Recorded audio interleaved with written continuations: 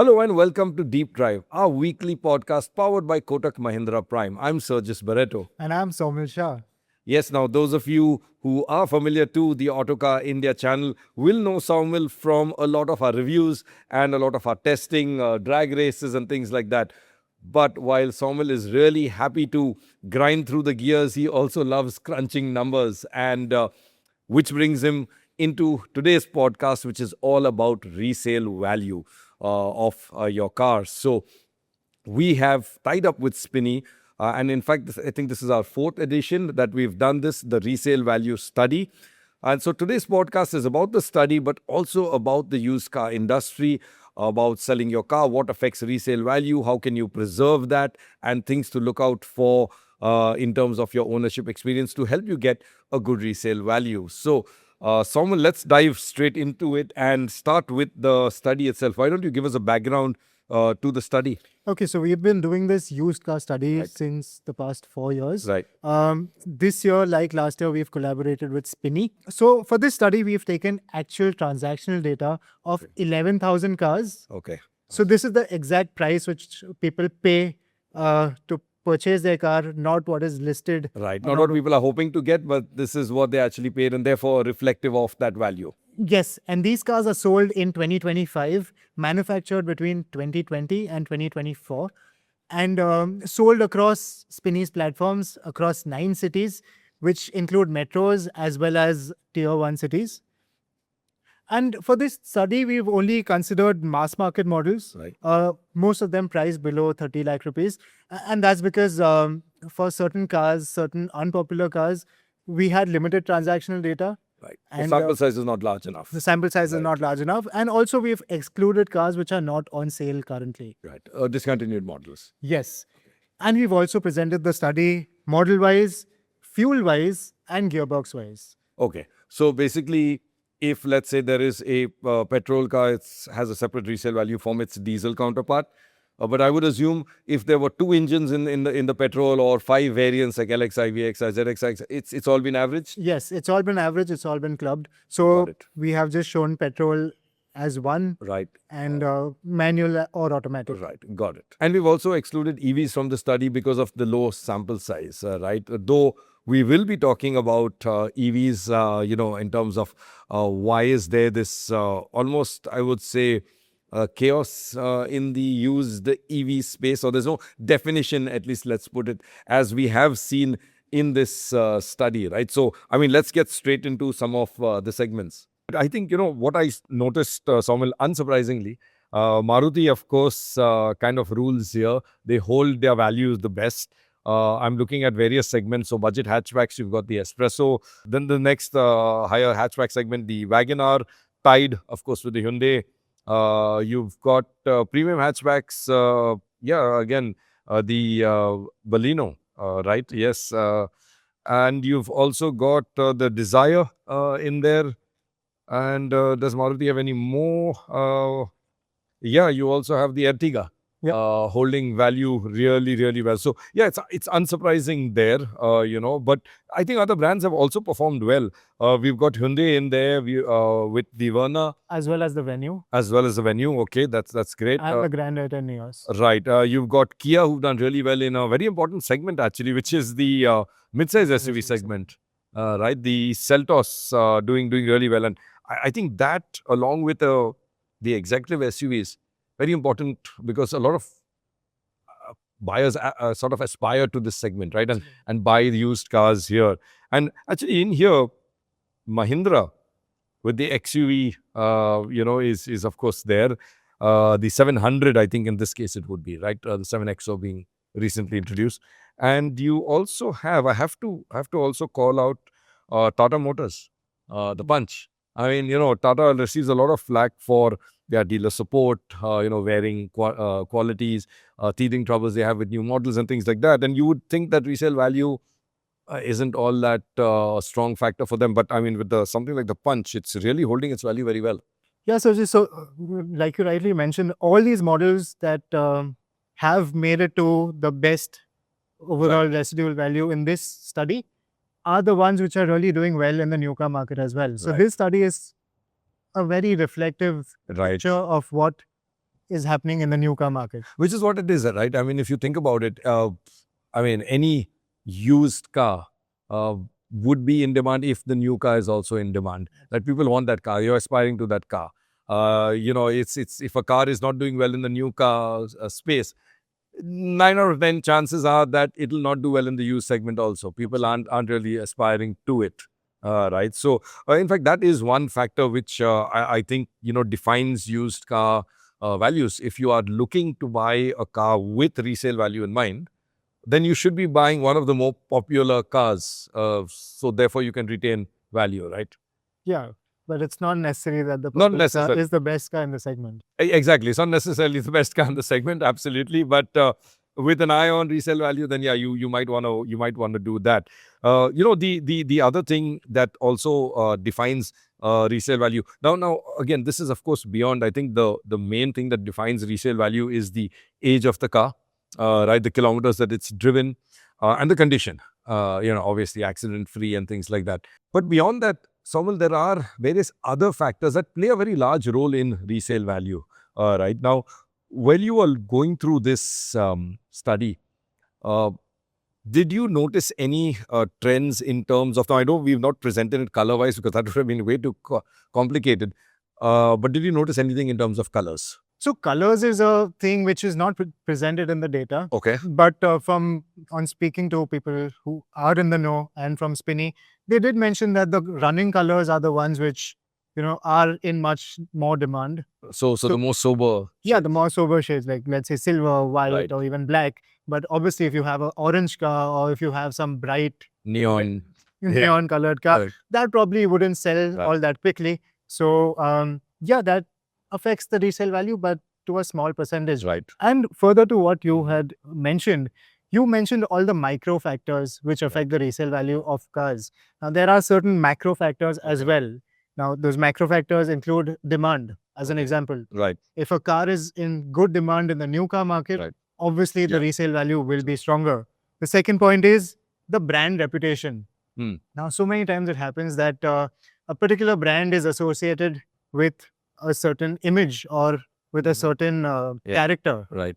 As an example, you would associate Maruti or Toyota with reliability. Right. And as a result, that would boost its Resale. resale. Certain brands may not have that strong a reputation, and as a result, resale value could be a bit on the lower side. Right. Then there are fuel costs. Now, when fuel costs are rising, we see the trend, shifting. Let's say if petrol prices are going up, you would see a shift towards diesel or CNG or any other type. So that also affects resale value. And last is the government taxes. Right. Now, I learned during this study was that when GST 2.0 kicked in, the lower the lower taxations that we had. in Yes. September 2025, Okay. the new car prices came down. Right. And it so happened that all the used car dealers and frankly, everyone wasn't prepared for this. Right. So all the inventory was purchased at pre-GST levels. Right. And as a result, the prices of those cars, the used cars were Right. much higher. Now that resulted in a sort of a plateau or a sort of a even a dip drop. Yeah. temporarily. Right. Spinny had to sort of rework their prices, sell certain cars at a discounted rate compared to what they had originally Right. planned for. And obviously, within a month or two, things streamlined and came back to normal. And that's the only reason why we have taken cars from 1st January 2025 till 31st August 2025. Okay, so that's interesting. So basically, what you're trying to say is that you excluded the 2 months post GST because that would have artificially affected the calculations here. Yeah, fair enough. I fully agree because actually what happened was, in fact, I have that data somewhere here. If you look at the weighted cut, it was across segments. It was around 6.9%, 6.5 due to GST, but that little extra also came from manufacturers who also over and above GST decided to bring prices down a little bit, and that caused a drop of about 8 to 9% in the used car market, and transactions dropped in September right up through to December actually. And Jan again, it began picking up. So yeah, fair enough. I get it why you stopped at August. So this study then is and these values are reflective actually of what you could expect with each of these brands. So okay, awesome. So the other thing I want to talk about, Saumil, is that you were talking of brand trust, reputation, and things like that. There's another trend that I noticed in here. Like you said, you have presented automatics and manuals separately. And I think just going through like a dipstick, I didn't crunch the numbers like you did. But I did notice that, maybe 5-10 years ago, automatics weren't in demand in the used car space, and people had to sell them off maybe a little cheaper. Today, it's the other way around. Automatics are actually in demand in the used car space, right? I mean, people are buying it, whether it's an SUV, whether it's a mid-size SUV, or even a hatchback or a sedan. People show a preference to a used automatic. Absolutely. Out of the total sample size, 63% were manual Okay. and 37% of cars were automatic. Automatic, yeah. So this is much more actually than in the past years. Exactly. And I think as we go forward, you'll probably only see this percentage rising. I think I remember at some point it was just barely in the teens. Exactly. So okay, that's another interesting factor. So if you're looking to sell your car, well, 4-5 years down the line, perhaps an automatic might be a better choice. And also with a lot more new car buyers Right. entering the field Mhm. and preferring to opt for a used car, Right, maybe an automatic is the one that they are open to, right, considering the ease of use and the right. convenience. So you mean like for an additional buy or things like that? Absolutely. Right. In fact, that's another thing we should discuss. I know it's not in the data that you went through, but from industry we know that the used car buyer is largely a first-time car buyer. In fact, I think across industry, it's about 82% odd buyers are first-time car buyers.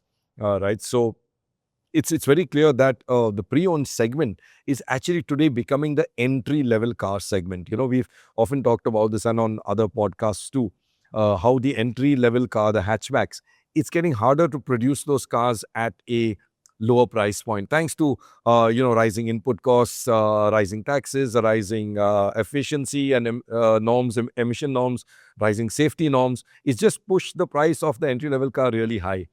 And I think the used car is effectively the new entry-level segment. Absolutely. So there are two ways to look at it. One, that the way you mentioned it, that the new cars are getting more expensive, and as a result, people are opting for used cars. Right. The second thing is the aspiration. Mhm. People are aspiring to own larger cars. Right. They are aspiring to have a larger than Right. like What your budget could afford also, exactly, yeah. exactly. Right. And that's the reason they are opting for something of a higher segment, perhaps used, but that is something that they are going for. Yeah, absolutely. In fact, that's one of the benefits I think of buying used is that for your budget you could go a segment or maybe even two higher than what you would have normally been able to purchase. Going new. Now, in terms of the let's say the demand, you spoke of demand. Defining the value of a used car. There was something very interesting actually, which you only noticed in our previous studies, that there were certain cars which are in long waiting periods. We saw this with the Hector, right? We saw this with the XUV 700, if I'm not mistaken, also, where long waiting periods. And then the used car was in demand because people are looking at a 3-year-old, let's say, Hector, and thinking, well, I could buy a 3-year-old Hector, get it right now, or wait for 6 months, 8 months for my brand new Hector. And as a result, the funny part, I think if I'm not mistaken, we saw the Hector actually appreciate, right? In an odd way, because if I bought the car at 11 lakh rupees when it was launched, MG took up the price, every 6 months there were price hikes. Same with the XUV, there were price hikes every 6 months. as a buyer, I might list it at 11.2 and see what happens, and buyers are picking it up, right? Yeah, so these are the average prices. And Okay. this was during 2020, 21, Right. when obviously new car supply had taken a hit. Right. So at Right. that time, waiting periods were really long. And as a result, people Right. were using their cars and Right. selling them off probably at a small Right. Drop only, yeah. drop or even a profit, as Right. you may have mentioned. Correct. Because as soon as the demand and the supply kind of Equalized. equalized, Yeah. uh, prices started going up Right. higher and higher because of input costs and Right. other reasons. And as a result, a car, let's say, was costing 20 lakhs in 2020, Right. became 21 or 22 lakhs Right. a couple of years Yeah. later. And as a result, whoever bought that car 20 lakhs were able to sell the car at, let's say, 19 lakhs, Right. which is not a very big hit. Right. And that is the strange sort of phenomena Correct. you're talking about. Right. So you're not going to see that happening now, is Not what you're really. saying, right? Exactly. Unless, though, you're talking maybe perhaps supercars, which we're not discussing in depth, but yes, there are cars that appreciate than there. Volkswagen GTI. Volkswagen, Volkswagen GTI. Yes, even the Skoda Octavia RS. Absolutely. Right. I mean, Skoda imported a few of them. In fact, for a while they produced a few. Yeah. I think then they moved it to a CBU, and those cars are in demand now. Right. I mean, The price just doesn't seem to fall. And initially, at least with the Skoda Octavia RS 245, okay. it was taking some time for the cars to move Okay. out of the showroom. Okay. The minute it moved out of the showroom, the demand just skyrocketed and the prices never came down after that. So what you're saying is, after it sold out from Skoda, Yeah. buyers who wanted it now had to pay a premium to guys who had bought it earlier. You can say that because even in the Volkswagen GTI's case, the Right. Polo GTI's Right. case, Volkswagen initially launched it at 26 lakhs, Right. got the price down to around 19 lakhs. And all those people who bought the car at the 19 lakh ex-showroom price, they all managed to sell their cars Okay. around 19 lakhs or some even at Even a higher. profit. Yeah. Right. So those are exceptions, of course. Right. Of course. Of course. That is not something which you will see with Yeah, the market exactly. cars. Exactly. Okay, so Saumil, while we're talking about these cars that enthusiasts buy, there's another thing that car passionate people tend to do, and that is sort of modify their vehicle. You'll have wider wheels, deep dish alloys, maybe spoilers and things like that. From what we've seen and talking to the folks at Spinny and from the industry, this actually doesn't help resale value, and in fact can take away from it. Yeah, Right. absolutely. That's absolutely correct what you mentioned. See, because everyone has a different taste. Right. Right now, if I go and put red seat covers Right. and I put fancy wheels and bigger touchscreen and all, Right. that is something that appeals to me. Right. But it's not necessary that the buyer Right. will also find value In in that. these modifications. So unless you find the buyer who has a similar taste as you, Right. these modifications don't really add any kind of value to your resale value. Yeah, it can take away. Like, I mean, I'm sure when you sell your Abarth to me, you're not going to get much because you knocked off all the scorpion and I think the stripes too. Some of them are less. Some of them are left. Okay. But that's an interesting point that you brought up. So in our market till today, around 50% of the transactions are happening between consumer to consumer. Okay. So consumers are selling the car directly Right. to Right. the end buyer. Whereas 25% of the remainder are from the organized segment, Okay. So like Spinny. like Spinny right. and Yeah. the likes. And then the remainder comes from the unorganized sector, like, Right. small Small-time brokers. smaller dealers, Right. and things like that. But this is also increasing from what we've seen. The organized space wasn't 25%, right? And people are coming more into this, and the C2C, the customer to customer transactions are declining, right? And I can see that happening because I sold a car recently for my son, which he was using, and got him another car. I sold it to Spinny, right, and I bought from Spinny. Right. Now, I know I could have maybe put an ad on OLX, shopped around, but I just didn't want that hassle of multiple people coming in, talking to me, multiple inspections on the car, having to show the car to 4 or 5 buyers, negotiating 4 or 5 times. right? It's just no time for that. So yeah, I can see why this is happening. The organized space is sort of bringing in value, right? Which you might be willing to pay for the conveniences that they offer. So I was willing to do that, selling my car, and actually even buying, because I did buy a car for Sam, which I bought from Spinny again, and I mean, everything under one roof and things like that. We didn't have to go anywhere else. We've got well, I could have had finance there. I didn't finance the car, but I could have had finance there as well. And interestingly, I think we have that data somewhere that finance sort of penetration in the used space is also increasing, right? For Spinny, it's around 60%, which is a huge number. 60%. 60%. That's above actually industry average. Exactly. Okay. And the thing is, like you mentioned, the organized sector is also getting you that whole experience. Right. So under one roof, that peace of mind. Additionally, you're getting warranties.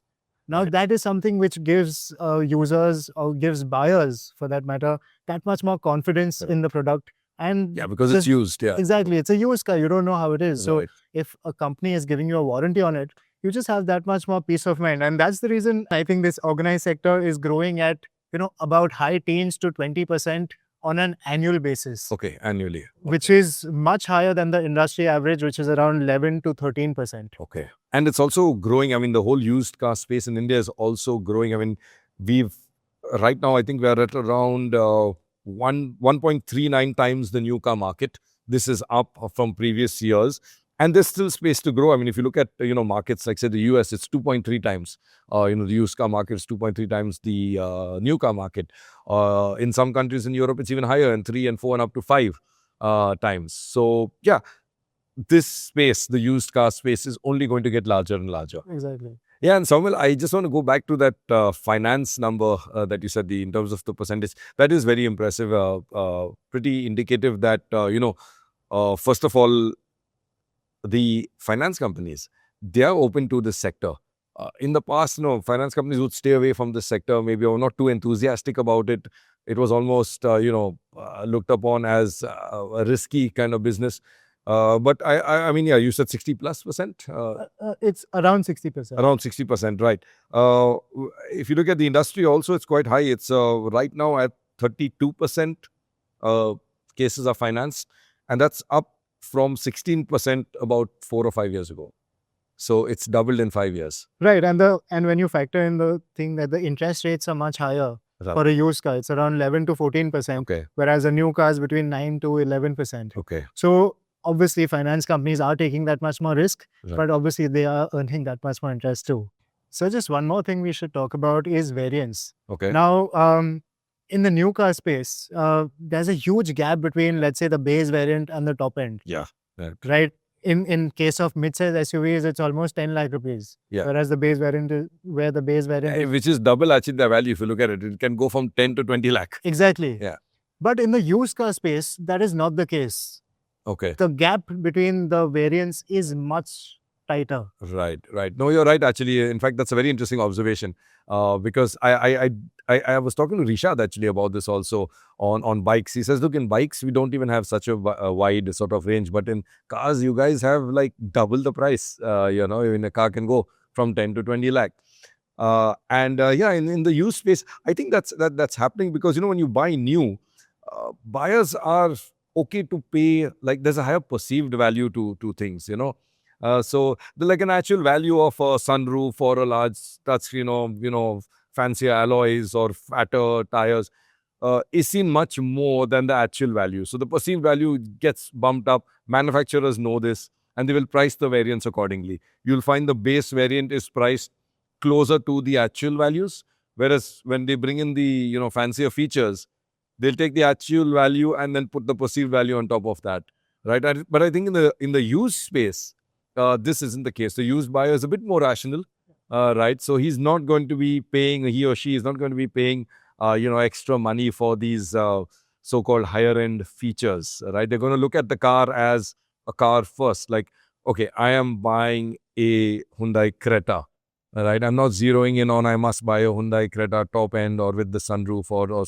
something like that. And Yeah, that's interesting. So that's another, I think, thing you can bear in mind, that if you are buying a top end variant, don't expect that it'll hold that value as well as a mid or a lower variant. Absolutely. You're just going to have to buy the top end variant to enjoy the features yourself, right? And expect to take a larger sort of hit on that.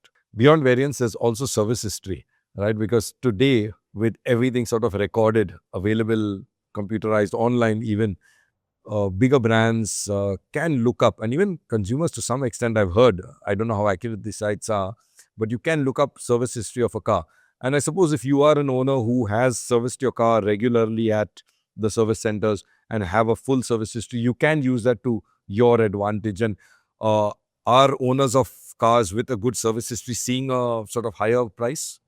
Well, it'll be difficult to give you an accurate or definitive answer with the data. Right. However, we've spoken to some people, and definitely having a service history and a clean one at that Right. will improve your resale value.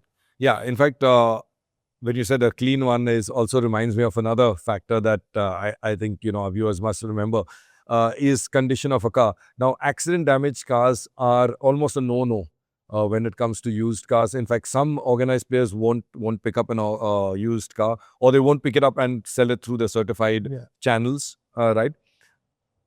And so the thing is, if you have an accident damaged car and you need to repair it, of course, you need to get it done, right? You'll repaint and things like that. But if you have a small scratch or a dent, it's sometimes actually better to just leave that there rather than repaint the whole thing. Because I've seen this happen, with a lot of owners in the service industry. They keep telling us that people come in and want to touch up the car and will make it look nice and new. They don't like the small little scratches.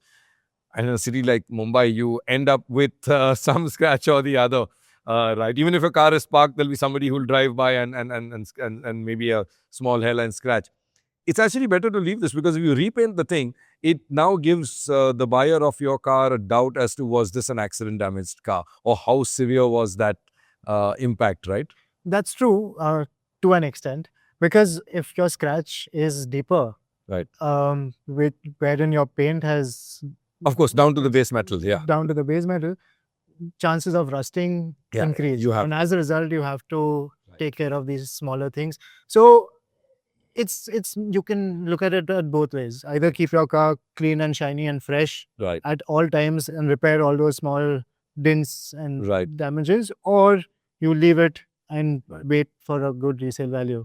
There's also a particular time when used cars are more in demand. Now, I'm not talking about the resale value or the depreciation. In fact, what we were just discussing before this is that you've noticed this trend, talking to the industry, to Spinny and people, that there is a particular point in a car's, let's say 10-year or 15-year life cycle, where it becomes very attractive in the used car space, right? So it's like a double humped camel. Okay. From a buyer's perspective, the fourth year is where he would get the maximum value if he's looking for a young used car. You mean a buyer of a used car? So a buyer of a used car. So as an example, most cars depreciate between 35 and 40% in the fourth year. In the fourth year. Okay. So the car is relatively new. It may be still covered under extended warranty. Right. And at the same time, you're getting the car for around 40% cheaper. Of its original value, yeah. So that makes it really attractive for buyers. And then there's another sort of peak in the 6th or the 7th year, where, not many people prefer a older car, a very old car, because obviously once a car reaches 10 years old, in some places you have to, either re-register like it, a diesel or something like that. So the thing is that in the 6th or the 7th year, the value of that car falls significantly, over 60%. And that makes it really attractive for someone looking at a used car. So that person still has, let's say, 4 or 3 years of the car's age left, considering it's a 10-year-old lifespan. And at the same time, you're getting the car at a throwaway price, technically 60% of its value knocked off. So as a result, the peaks are at the fourth year. Peaks of demand are at the fourth year and around the 6th and the 7th year. That's interesting. So basically what you're saying is, if you're looking to buy a used car, A good time would be the 4th year because, like you said, yes, it could still be covered under warranty, like the extended warranties. But it's 40% lower, right? It could perhaps still be in production, the very same generation at least, right? So, and then another good time to look at buying a used car is in its 6th or 7th year because that owner would have to sell it at a much lower value because of its age. Exactly. Cool. And so just one last thing that I'd like to touch upon is the demand for EVs. Right. Yeah, we can't not conclude this. Although I have to say we did exclude EVs from this study because of the insufficient sample size, right? And right now there is chaos. So yeah. Yeah, so there's a lot of uncertainty about the resale value of EVs. Now, as more and more people are adopting EVs, there are also people or the early adopters who are selling their EVs. Right. But at the same time, the resale value of these cars varies drastically across cities, across platforms. And that's because of the newer battery tech which is coming in. Right. When I say newer battery tech, let's take the Nexons example. Right. The earlier Nexons had a range of, let's say, around 180 to 230 kilometers, realistic range. Over time, the Nexons now have 260, 300 plus kilometers of range. Their charging speeds have improved. So overall, cars are much superior than what they were before. So naturally, if someone was looking to get an EV today, they would have to make do not only with the battery degradation, wherein the already lower range compared to a current Nexon would be lower. At the same time, charging speeds would be lower than the current crop of cars. And as a result, resale value does take a hit of the older EVs. Yeah, absolutely. In fact, I think resale value of EVs right now, there is no pattern to it. There is no established pattern. Like I mean, I can see here you've done some great work in presenting, these tables and graphs, and there is a trend in terms of how a car depreciates. Going from 80% down to maybe 60%. In the span of these 5 years. But with EVs, there's just no pattern. There's some drop tremendously, and it's odd, and I don't think this will change very soon, because if you look at it right now from a used EV buyer, somebody who wants to buy a used EV is probably thinking, hey, hold on, battery tech is going to be changing rapidly. Why should I buy a used EV right now? What is the battery health? It is a very expensive component, right? So he or she wouldn't be willing to pay too much for that EV. But then again, a used car buyer, and we've seen like 80% of used car buyers are first-time buyers. Now, if you think from that perspective, a first-time buyer might also aspire to an EV, right? I mean, it's not that he aspires only to a petrol or a certain type. He might aspire to an EV as well, saying, yeah, I'd like an electric, right? So that could sort of create the demand for used EVs. So it's both ways, and therefore there is this total sort of chaos and uncertainty in the used EV market. But besides the EVs, which yes are unorganized right now and sort of there's no trend, let's get back to the space where there is a trend. And I want to ask you this, Saumil. Like I know through the course of this podcast, we've discussed the various factors affecting, the resale value of a car. Be it the age, the mileage, of course, the condition, the color, the variants, and things like that. But have you noticed sort of a thumb rule or an average depreciation that someone could, look at just as a sort of reference? Yeah, absolutely. Based on this study and going through the data of all the popular models, what I can conclude is that a 1-year-old car depreciates by 21%. Okay. A 3-year-old depreciates by 33%, and a 5-year-old depreciates by around 41%. But then these are the average figures. Obviously, a popular car will depreciate slower, whereas an unpopular car will depreciate quicker. Also, I think in today's age where you can just type a question in ChatGPT or Google Gemini and get answers from various sources, it's very easy to get a resale value of your car. So in case you're looking to sell your car, just type in the question, fill in the details, and you will get a more or less accurate picture of how much you can expect from your car. Right. So you're saying use some of the AI or online tools, which sites like even Spinny have. You can enter all of your details and you will get a fairly good estimate. Exactly. Right. So, as we've discussed through this podcast, you've seen that there are many factors that affect the resale value of a car. Beyond just the age, the model, and the condition, you've got the service history. Have you serviced it at an authorized dealership and do you have that record with you? You've then got the variants that can affect the resale value. As we discussed, higher variants tend to lose their value more than a lower or a mid variant. You've even got color that is a factor. Louder colors are best enjoyed by you, the new owner. They're more difficult to sell in the used car market. And then, of course, you've got the modifications to a car. Things like wider wheels, bright leather, red seat covers, spoilers, and things like that might appeal to you, may not appeal to a buyer in the used car space, and you could therefore lose more value on these elements. And of course, to know exactly what your car is worth, you can always get online through some of the AI tools out there or on organized used car players like Spinny. Get an estimate for your car and you'll know exactly how much you can expect when it's time to sell. So thanks again for watching this edition of Deep Drive. We hope you've really enjoyed this episode on resale value.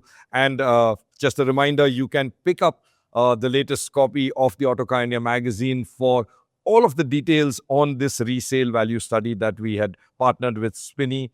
And remember, you can catch us again on Deep Drive, same place, same time, 11 a.m. Saturday on YouTube. And if you prefer to listen to the podcast, you can also catch us on Apple Music and Spotify.